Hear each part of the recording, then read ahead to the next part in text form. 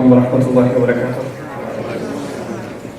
الحمد لله رب العالمين والصلاة والسلام على سيد الأنبياء والمرسلين وعلى آله وصحبه أجمعين ثم أما بعد. So I realize that it's Friday and it's 4:30 or so, which means you're extremely sleepy. We've already, survived the khutbah this afternoon, and then, now there are 3 speakers that are going to come before you, so I understand the challenge that I have, and actually more so you have, because I can stay awake because I'm talking. But you have to stay awake by listening, which is a lot harder. But what I want to share is not very complicated, inshallah. I don't think it'll take even the whole 20 minutes. It's really a heart-to-heart that I want to have with all of you. And something that I've been thinking about for the past few weeks personally in my life and the life of my family and my children. And that is that the very fundamental premise on which all of our faith is based, the fitrah, which is the subject matter of this session, is under attack. And that we are building an artificial picture of Islam, personally for ourselves and our communities oftentimes, that is really very hollow at its core. And this is a very dangerous trend. An ayah that really makes me shiver when I think about the way Allah expresses this problem. أعوذ بالله من الشيطان الرجيم يا أيها الرسول لا يحزنك الذين يسرعون في الكفر من الذين قالوا آمنا بأفواههم ولم تؤمن قلوبهم. The Prophet ﷺ is warned about a dangerous group of people within the ranks of those who call themselves Muslim. And the big crime that Allah describes they have is that they say they believe with their mouths, but their hearts haven't come to believe. Their hearts have not yet experienced something called faith. This problem is a very serious one.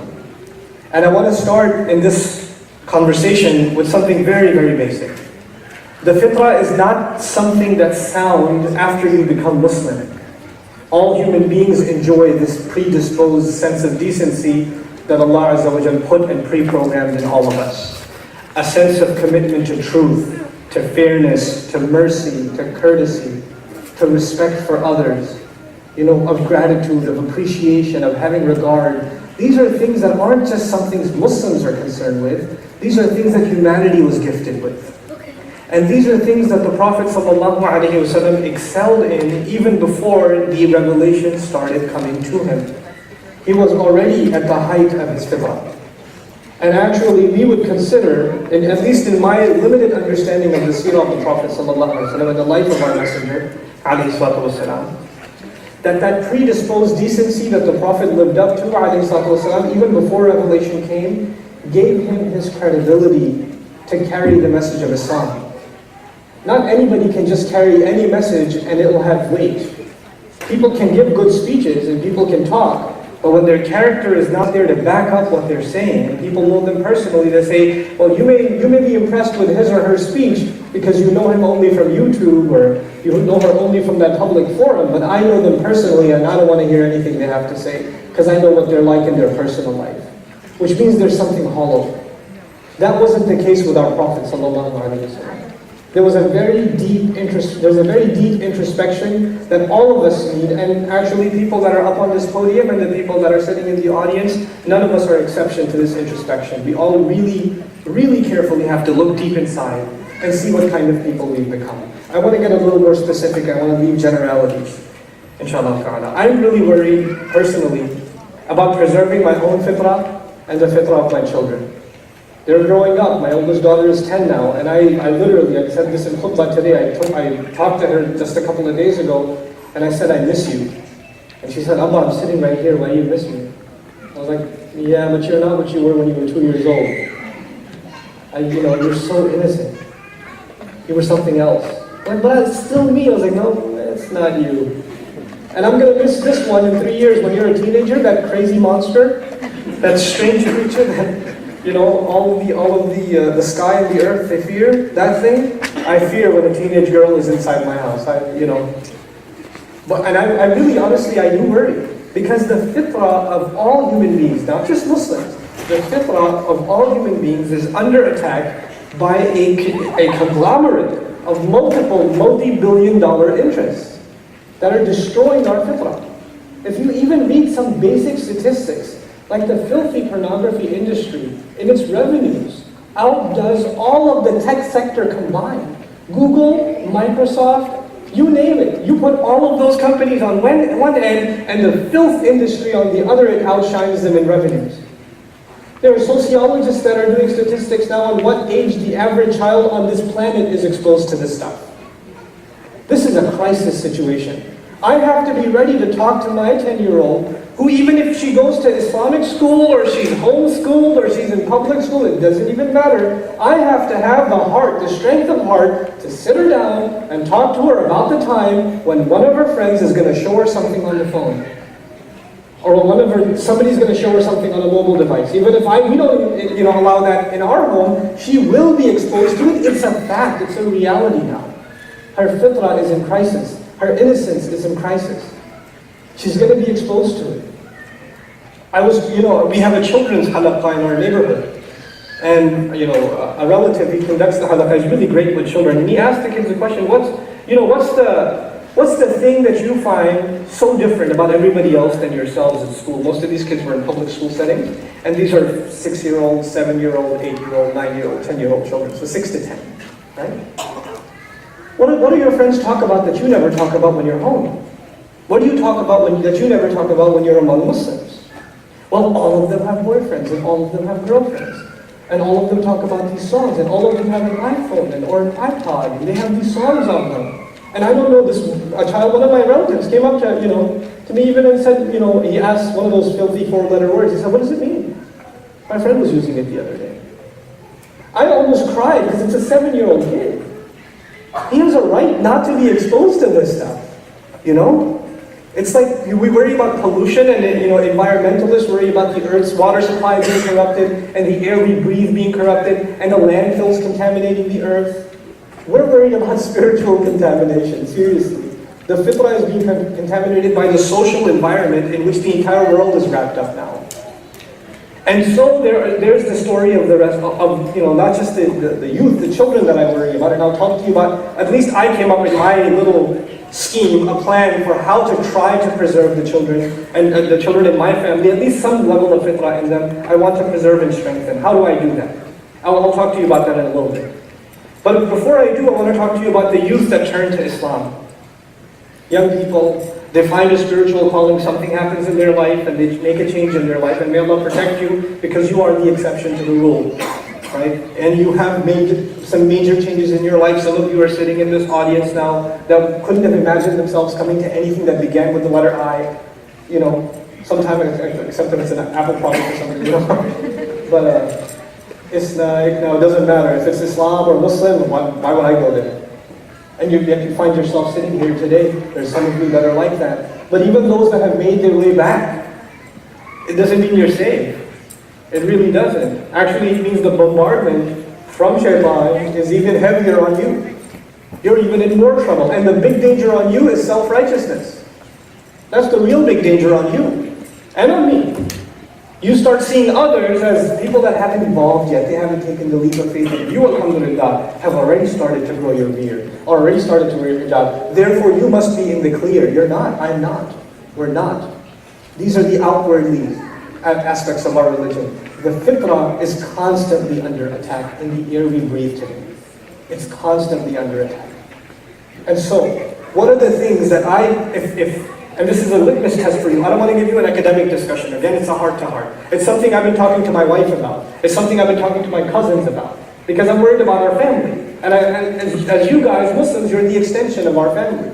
We're all a family. We're bonded by this la ilaha illallah. So I worry about this for myself and all of you. Look, there's a personal litmus test. If, for example, you watch a movie. It's okay, you don't have to raise your hand, I know. You watch a movie.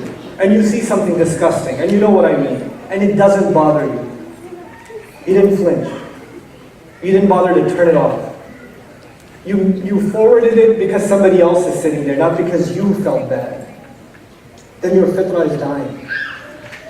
That thing Allah gave you is dying, if not already dead. Because you didn't even feel anything. That feeling is all you have as a litmus test. If you're in the company of friends, and they're bad-mouthing one of your friends, and you just jump on the bandwagon without a shred of mercy for the person being trashed. then your fitrah is dying. And there's a problem. Your sense of decency is gone. You're watching the news, and you see some disturbing images of, disaster, or children in need of help, or you just change the channel and watch the comedy instead. Your fitrah is dead. It's gone. That gift Allah gave you, that gift of humanity that Allah gave you is gone. And if that human decency is gone, you can pray 5 times a day, that's fine. You can memorize the Quran too, it doesn't matter now. It doesn't matter, because it's an empty shell on the outside. The heart is dead. That's a tragic state for you and me to be in. Somebody came to me this Ramadan, and they asked me about the curriculum they should have for their Sunday school. Some people from the Midwest flew all the way to Dallas to randomly run into me in Taraweeh and pull me over after Salat outside the masjid so I can give them a counseling session on how to execute their Sunday school curriculum, how much Arabic should they teach, how much tafsir should they teach, which dua books should the kids memorize, etc., etc., etc. You know how delusional we've become? How many Sunday schools across the country, and I think they're critical, but all we worry about is the outwardly of Islam. These kids are memorizing du'as, they're learning about the seerah of the Prophet ﷺ, and they're taking multiple choice question tests on it. And at the end of it all, nobody even dared to or cared to ask, hey, so how are things going at school? Do you really know why you're Muslim even? How do you feel about your parents? You know how many Muslim kids, if you had an honest conversation with you, will tell you, I hate my parents? You know how big a spiritual problem that is? How deep a spiritual problem that is? When you see kids sitting there and they're intelligent, they can pass a test. You give them any test, they'll pass it, and that's the same for Islam. You can learn fiqh, you can learn hadith, you can learn tafsir. That's fine. That's just like, that's an intellectual ability. But it doesn't mean that you've become a better person. At all. At all. People come for it. I have a full-time program, and I tell them at the beginning of the year, if you're a bad human being, you will be a bad human being at the end of 9 months who can speak a little Arabic. This is not going to make you a better person if that predisposed decency is dead, if it's gone. How many Hifz kids do I know? Hifz programs across our country here. And it's a tragedy. We're supposed to be thinking here. Kids that have memorized the Quran, and they're playing outside while Salat is going on, Maghrib, not Tarawih, Salat is going on, and they're playing outside waiting for playing basketball or watching a movie on YouTube or whatever, because the Hifz graduation ceremony is after Maghrib. And these are kids that have memorized Quran. And I don't blame the kids. I don't blame them. We didn't concern ourselves with their fitrah. So what plan of action do I have for my own children? I basically want to share some things with you. Some things that drive my thought, my discussions with my own children. Number one, I want to instill in them a sense of purpose. I constantly tell my girls, especially because they're older now, Allah put you on this earth for a reason. Allah wants you to do something for Him. You have to figure out what you're really, really good at, and then you're going to give it to Allah. You're going to find some way of doing that for Allah. Like I tell my older daughter, you're the older one, everybody wants to be like you. Your younger sister who always steals your clothes and takes your toys, etc. You know why? Because she wants to be like you. Well, you have to act like a leader. And she says, no, but she just takes my stuff. No. She loves you, that's why she wants to be like you. You have to act big. You have to act strong. Sibling rivalries are natural. But when I start seeing an evolution, and instead of fighting, she's taking care of her little brother and little sister, and she's saying, did you finish your dinner? Did you go to the bathroom? Mama said, you better go to the bathroom. You know what happened last time? When she does that, this is part of fitrah. This is really a part of fitrah. And then so a sense of purpose, good company. We have to make sure we and the people around us are in company that makes us better people. They're not company that reinforce our bad habits. Doesn't matter I'm not even talking about religious people. You can have long beards and backbite. That's not what I'm talking about. I'm talking about people that you hang out with that make you better fathers, that make you better sons, that make you better neighbors, that you actually do good things with other than talk. You do stuff with them. Good company is absolutely critical for ourselves, and we have to hunt it out for our children. Even if you have to move to a neighborhood where you know other people are raising their kids in a good way, and your kids can be friends with their kids, it's a good idea. It's worth it. It's worth the sacrifice. Then, of course, there's hands-on lessons. You can talk about the Prophet ﷺ being charitable, but what does that mean to a child if you're not asking them to give up their favorite toy? What does that mean to a child when when you take them shopping for Eid, they didn't go for themselves. They went for their cousins and got them gifts. They learned not to even ask for themselves. Because you're instilling something in them. Giving lessons about charity in a lecture and a talk is different. Hands-on experience is something entirely different. We are overindulging ourselves and our families, and it's creating a culture of ingratitude. We're just taking everything for granted, and it's destroying our fitrah. Then, of course, the big one, the big 2 or 3, I'll just mention 2 and I'll end, inshallah. And that is respect. One of the things that's destroyed the predisposed human decency in our culture is a lack of regard for all things. There is nothing that isn't open to criticism. Nothing. Everything can be made fun of. Everything can be criticized. Everything should have a star rating. Whether it's the Book of Allah, whether it's your parents, whether it's your teachers, whether it's the school you go to. And you know what that does as a culture? When you're constantly thinking about criticizing and you're the customer and you're supposed to be pleased and you're in the position of judging everything else. Oh, this is good, but, that's good, but, ask people, religious community, right? The religious community, ask them, what do you think about your masjid? Yeah, it's got a lot of problems, it's got da-da-da-da-da-da-da-da. Nobody ever starts, alhamdulillah, we have a masjid, we actually have the ability, Allah gave us the rizq to buy a house next door to the masjid, we get to hear the adhan and go make salat in the masjid. There are some issues, but who doesn't have issues? We're all human beings, may Allah help us to do. Nobody talks like that. Everybody begins with all the problems in their masjid, how much they hate their imam, and how much the board members don't understand anything, and how the youth are so messed up, and how the parking at the front, oh my God. We're just a complaining people. That kills your fitrah, you know that? That you're pre-programmed to criticize and not to be grateful. And I'm the same way. We're in that consumer mentality, and we have to snap out of that. Respect for things is the first step towards appreciating things. Respect for teachers. Respect, your kids have non-Muslim teachers. That means they don't deserve respect, the utmost respect. They're giving knowledge. My children's math teachers, science teachers, English teachers. Doesn't matter if they're Muslim or not. They deserve the utmost respect. Elders deserve the utmost respect. Something I really appreciated about moving to Texas. I moved to Texas about 3-4 years ago. At least in the neighborhood that I'm in. Alhamdulillah. You go, and when children see you in the line and they're going to cut you, they say, excuse me, sir. Just because you're older. Or excuse me, ma'am. Just the fact that they can show that respect is admirable. There are a couple of these Mormon kids came to my door maybe a month and a half ago. Teenage boys, red like a tomato because it's 106 degrees outside, and they ride their bike, shirt, tie on, dressed up nicely. Sir, we'd like to talk to you about God for a little bit if we could. So respectful. And I'm not at all amazed with the message of Joseph Smith. I'm not. But I am amazed at the fact that these teenagers are so darn respectful. What did your parents do, man? That's amazing. You see the Muslim teenager lately? Not to mention the level of commitment to not have an iPod or PS3 and to be out in the heat to go deliver God's word or what you think is God's word. That's admirable. We have to learn from some other communities about how they're raising their children. We've lost some of these basics. We have those teachings in our books, but that's all they are now. They're just in our books. They're not making their way into reality.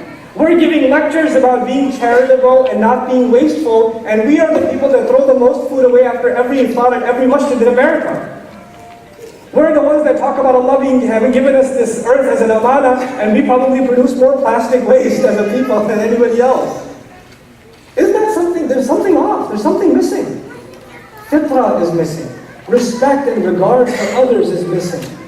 This has to be reinstilled. And then on top of that, we teach our children the salat, and the dua, and the tajweed, and the Quran, and the seerah, and the fiqh. Yes, all of those things are absolutely critical. But when that basic decency isn't built, all of that is shallow. And they will learn it, and they will throw it up when the time comes.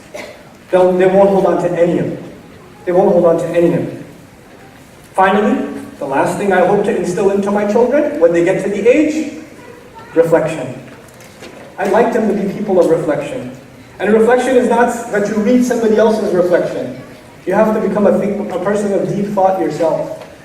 You don't do that unless you become a person of reading, a person of writing your thoughts, a person that appreciates literature, because that builds thought, that builds understanding. And that, to me, actually, the greatest manual for developing reflection is the Quran. Really.